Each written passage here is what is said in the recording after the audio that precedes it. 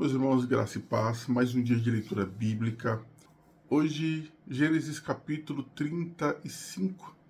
O texto inicia com Deus mandando Jacó retornar até Betel, o local onde ele apareceu a Jacó no capítulo 28. Jacó viu anjos subindo e descendo por uma escada, o Senhor falando com ele acerca das promessas.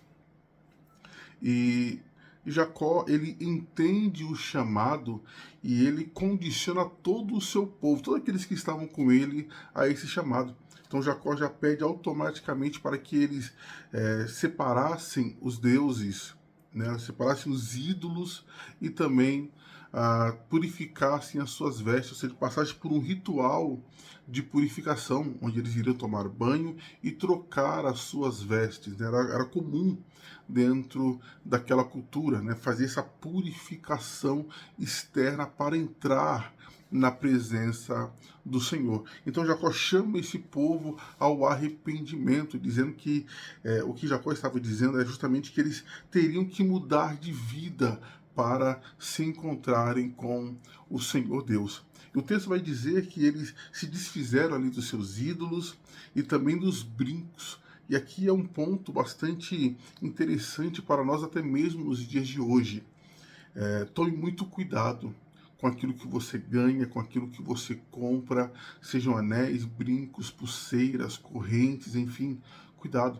Existem alguns significados por aí que podem nos trazer malefícios, podem abrir brechas em nossa vida. Então, muito cuidado. E quando Jacó ele parte de Siquém até Betel, diz que o pavor do Senhor, o terror de Deus invadiu todas as cidades que estavam ali na circunvizinhança, a ponto de eles temerem e não atacarem a Jacó e sua família. Ou seja, Deus se utilizou, né, de algo diferente para proteger os seus servos. Então, chegando em Betel, o texto vai dizer que Jacó ele edifica ali o altar ao Senhor, né? E Deus fala sobre a mudança, mais uma vez, né? A mudança do seu nome, assim como a promessa acerca de sua família, que eles iriam se multiplicar, iriam crescer e Deus estaria com eles. E o texto vai dizer que Deus se tirou então do local e Jacó colocou ali, edificou ali uma coluna, né, ungiu, enfim, então Deus esteve com Jacó naquele local, renovando também as suas promessas. Versículo 16 vai tratar do nascimento de Benjamim, né, o segundo filho de Jacó com a sua esposa Raquel. Porém, Raquel veio a óbito durante o parto. Né, e Jacó até não deixam escolher o nome do menino, dizendo, não, ele vai chamar Benjamim. Isso mostra, irmãos, que de fato na nossa vida cotidiana nós vamos ter problemas mesmo estando em momentos excelentes espiritualmente falando.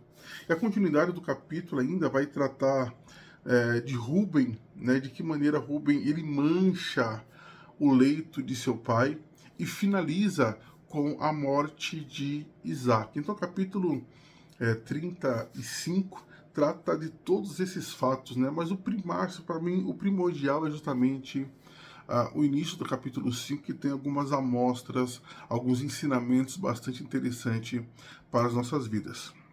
Então, o capítulo 36 trata justamente sobre os descendentes de Esaú, todas as suas estruturas, né, como reis, como príncipes, enfim, e também as suas famílias. Entrando no capítulo 37, nós temos o início da história de José. Então, nós temos o amor de Jacó por José, até mesmo um erro, né? A proporção não era muito boa, isso causava intriga entre os irmãos. Jacó dá um presente a José que o coloca em destaque.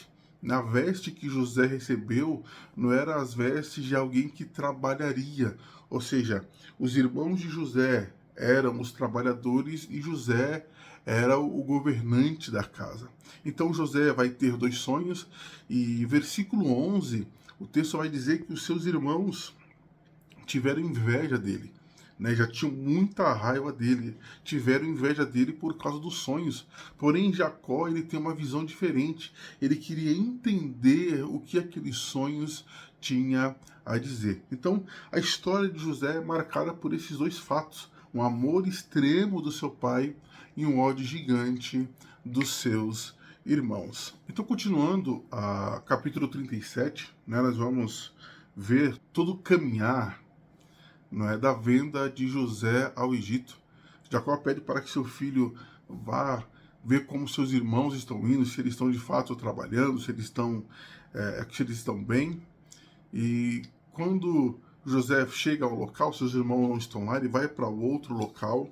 E quando seus irmãos o avistam, o primeiro sentimento que eles têm é: vamos matar o sonhador. Porém, né, nós vemos que Rúben, no capítulo 35, ele cometeu um erro gigantesco, né? Ele manchou o leito de seu pai, mas agora Rúben ele toma a posição do filho que deveria tomar conta dos outros. Ele fala: não vamos matar o menino, né? Então, quando eles colocam José ali naquela cisterna e eles veem os ismaelitas passando, eles pensam: não, vamos vender a José.